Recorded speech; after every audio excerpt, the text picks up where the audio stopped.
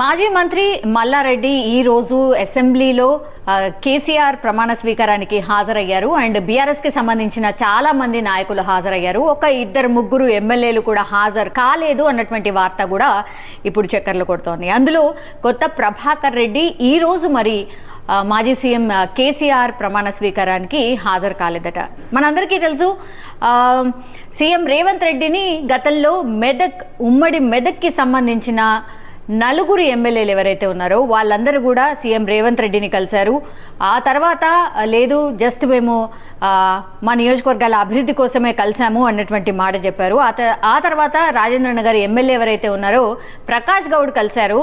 ఆయన కూడా వెళ్ళి వచ్చాక ఆయన కూడా ఇదే మాట చెప్పారు, లేదు అభివృద్ధి పనుల కోసమే మేము సీఎం రేవంత్ రెడ్డిని కలిసాము అన్నటువంటి మాట చెప్పారు. ఈరోజు సెన్సేషనల్ కామెంట్స్ చేశారు మల్లారెడ్డి.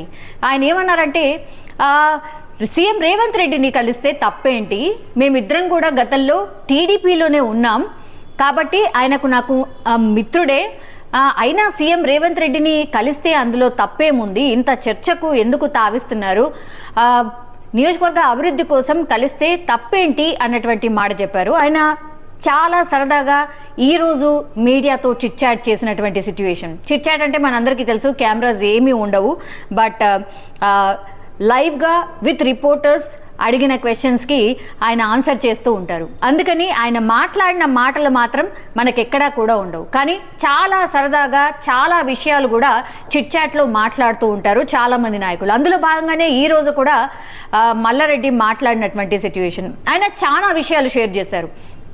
ఎస్, మా పార్టీ బీఆర్ఎస్కి సంబంధించిన పెద్దలందరూ కూడా నన్ను కోరుతున్నారు, డెఫినెట్లీ మల్కాజ్గిరి ఎంపీ సీట్ నుంచి మీరే కంటెస్ట్ చేయండి అన్నటువంటి మాట అడుగుతున్నారు. సో నేనైతే ఒకటే చెప్పాను, నేను కాదు నా కొడుక్కి ఆ టికెట్ ఇవ్వండి, డెఫినెట్లీ బీఆర్ఎస్ పార్టీ తరఫున భద్రారెడ్డికి ఆ టికెట్ ఇస్తే నేను గెలిపించుకుంటాను అన్నటువంటి మాట చెప్పాను. నేనైతే పెద్దలకైతే ఆ మాట చెప్పేశాను, మరి వాళ్ళ డిసిషన్ ఏముంటుందో తెలియదు. అండ్ పార్టీ మారుతారు అన్న ప్రచారం అయితే బాగా చేస్తున్నారు. సీఎం రేవంత్ రెడ్డిని కలిస్తే ఎవరైనా సరే, సీఎం హోదాలో ఎవరున్నా సరే అందులో కలిస్తే తప్పేముంది, కలిసినంత మాత్రాన పార్టీ మారతారన్న ప్రచారం చేయడం ఇది ఎంత మాత్రం కరెక్ట్ కాదు అన్నటువంటి మాట కూడా చెప్పారు. అండ్ ఆయన కొనసాగింపుగా ఏం చెప్పారు అనంటే, ఒకవేళ కూడా సీఎం రేవంత్ రెడ్డిని కలిసా కూడా నేను పార్టీ మారుతాను అన్నటువంటి ప్రచారం ఇంత జోరుగా జరుగుతుంది కాబట్టి ముందే మీకు చెప్తాను, హ్యాపీగా మీరు ఆ వార్తను కూడా ప్రచారం చేయండి, నాకు కూడా హ్యాపీగా ఒక ప్రచారం అయితే దొరుకుతుంది. కానీ దానికంటే నేను సీఎం రేవంత్ రెడ్డిని కలిసే కంటే ఒక 2-3 గంటల ముందే నేను చెప్తాను మీకు, సో దట్ నేను కూడా సోషల్ మీడియా కావచ్చు లేదంటే మీడియాలో ఒక హల్చల్ క్రియేట్ అవుతుంది, నాకు కూడా ఒక ప్రచారం మంచిగా దొరుకుతుంది, నేను మీకు చెప్పే ఆయనను కలుస్తాను అన్నటువంటి మాట కూడా చెప్పారు. మరి ఎప్పుడు కలుస్తారు ఏంటి అనేది ఇదొక చర్చ. కానీ వీళ్ళందరూ కూడా డైరెక్ట్గా మరి బీఆర్ఎస్ పార్టీకి సంబంధించిన పెద్దల్ని కన్సల్ట్ చేయకుండానే ఇట్లాంటి మాటలు ఎందుకు మాట్లాడుతున్నారు, పార్టీకి సంబంధించిన పర్మిషన్ తీసుకోకుండానే డైరెక్ట్గా సీఎం రేవంత్ రెడ్డిని కలుస్తున్నారు. మరి పార్టీ మాత్రం సీరియస్ అయినట్టు కానీ లేకపోతే చర్యలు తీసుకున్నట్టు కానీ ఎక్కడా కనిపించట్లేదు. ఇప్పుడు మల్లారెడ్డి కలిస్తే ఆ సంఖ్య 6కు చేరుతుంది. సో వరుస పెట్టి ఇట్లా బీఆర్ఎస్కి సంబంధించిన ఎమ్మెల్యేలు కావచ్చు లేదంటే మాజీ ఎమ్మెల్యేలు పెద్ద పెద్ద నాయకులు మరి సీఎం రేవంత్ రెడ్డిని కలిసిన తర్వాత ఆ ఫొటోస్ కానీ ఆ వీడియోస్ బయటకు వస్తే కానీ బీఆర్ఎస్ పార్టీకి సంబంధించిన పెద్దలకు తెలియట్లేదు. ఇది అతిపెద్ద చర్చ. ఇంకో మాట కూడా మాట్లాడుతూ మల్లారెడ్డి ఒకటే చెప్పారు, ఇక్కడ రియల్ ఎస్టేట్కి సంబంధించి ఇప్పుడు భూమి అంతా తగ్గిపోయింది, కాంగ్రెస్ పార్టీ వచ్చిన తర్వాత రియల్ ఎస్టేట్ చాలా అంటే చాలా వరకు తగ్గిపోయింది, ఇక మీదట నేను ఇక్కడ ఏవి కూడా బిజినెసెస్ నావి ఏవి కూడా చేయను, ఇంక్లూడింగ్ ఎవ్రీథింగ్. మీరు తెలుసు నేను రియల్ ఎస్టేట్లో ఉన్నాను. సో ఆ రియల్ ఎస్టేట్ ప్లాట్స్ కావచ్చు, ఫ్లాట్స్ కావచ్చు, లేదంటే ఈవెన్ ఎడ్యుకేషన్ ఇన్స్టిట్యూట్స్ కావచ్చు, లేదంటే హోటల్స్ కావచ్చు, ఇట్లాంటివన్నీ కూడా నేను ఇక మీదట ఇక్కడ చేయబోను. గోవా మొన్న వెళ్ళాను కదా, మీ అందరు కూడా చూసారు ఆ వీడియో. సో ఆ గోవాకు వెళ్ళే నా బిజినెసెస్ అన్నీ కూడా అక్కడి నుంచే చేసుకోబోతున్నాను అన్నటువంటి మాట కూడా చెప్పారు. సో ఇవన్నీ కూడా మాటలు మాట్లాడుతూ ఇంకోటి కూడా, యాక్చువల్లీ నేను సీఎంని కలవాలి అనుకుంటుంది, ఎందుకంటే కీసర ఆలయ కార్యక్రమానికి హాజరు కావాలని ఆహ్వానించేందుకు రేవంత్ని కలవబోతున్నాను అన్నటువంటి మాట చెప్పారు. అయినా రాష్ట్రానికి సీఎం, సో అందులో తప్పేముంది అన్నటువంటి మాట చెప్పారు.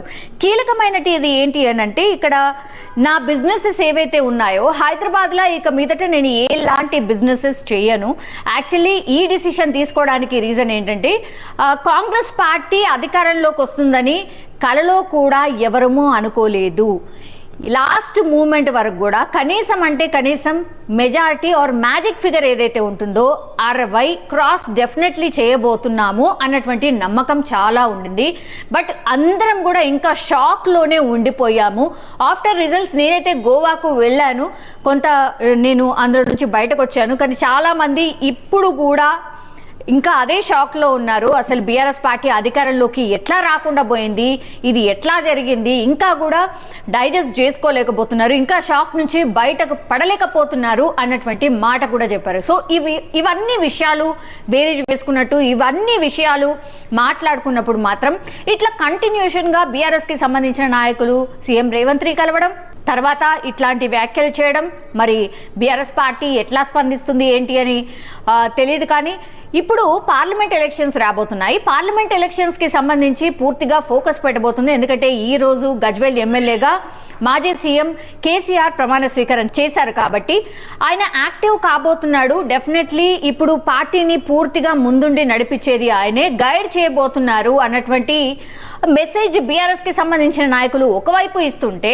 ఇంకోవైపు ఏమో ఎమ్మెల్యేలు ఎవరైతే ఉన్నారో వీళ్ళందరూ సీనియర్స్ ఆర్ ఎప్పటి నుంచో బీఆర్ఎస్ పార్టీకి సంబంధించిన ఎమ్మెల్యేలు ఎవరైతే ఉన్నారో వీళ్ళు ఇట్లాంటి మాటలు మాట్లాడడం ఇప్పుడు చాలా కన్ఫ్యూజన్ అయితే క్రియేట్ అవుతోంది. మరి ఇప్పుడు యాక్టివ్ అవుతారు మాజీ సీఎం కేసీఆర్ అని చెప్తున్నారు కాబట్టి మరి ఇప్పటి నుంచి అయినా ఎట్లాంటి స్టెప్స్ ఉండబోతున్నాయి, ఆర్ ఎట్లాంటి ఆదేశాలు రాబోతున్నాయి అనేది క్వైట్ ఇంట్రెస్టింగ్ అయితే మారింది. కానీ ఇట్లాంటి వ్యాఖ్యలు అండ్ ఇప్పుడు 6వ నెంబర్ అన్నమాట.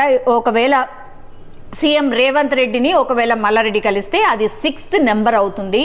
మరి చాలామంది అయితే ఇంకా కూడా మాట్లాడుతున్నారు. చాలామంది బీఆర్ఎస్కి సంబంధించిన నాయకులు ఆర్ బీఆర్ఎస్కి సంబంధించిన ఎమ్మెల్యేలు కాంగ్రెస్ పార్టీలోకి రావడానికి సిద్ధంగా ఉన్నారని కాంగ్రెస్ పార్టీ నాయకులు చెప్తుంటే, మరి ఇట్లాంటి పరిణామాలు చూస్తున్నప్పుడు మాత్రం బీఆర్ఎస్ క్యాడర్ అయితే ఫుల్ కన్ఫ్యూజన్లో కనిపిస్తోంది. మరి బీఆర్ఎస్ పార్టీ పెద్దలు ఎట్లా రియాక్ట్ అవుతారో చూడాలి.